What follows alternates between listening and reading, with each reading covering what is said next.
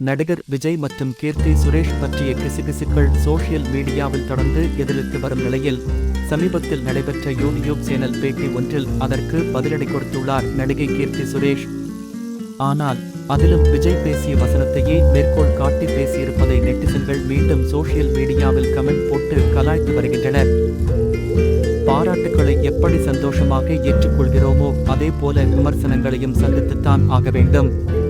ஆனால் விமர்சனங்களை கடந்து பர்சனல் மேட்டர்களில் தலையிட்டு குடும்பத்தினர் பற்றியும் நடக்காத விஷயங்களை நடந்தது போல கதை கட்டி காசி பேசுபவர்கள் பற்றி என் 2 காதுக்குள் போட்டுக்கொள்ளவே மாட்டேன் என்றார்.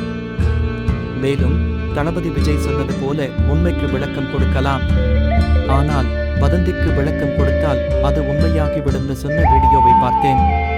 அதுதான் இதற்கு சரியான பதில் என்றார் கீர்த்தி சுரேஷ். அந்த வீடியோவுக்கு கீழேகப்பட்ட நெட்டிசன்கள் அவரை வம்புக்கு இழுக்கின்றனர். என்ன மேடம், வதந்திக்கு விளக்கம் கொடுக்கவும் விஜயைத்தான் உதாரணம் காட்டணுமா என கலாய்த்து வருகின்றனர்.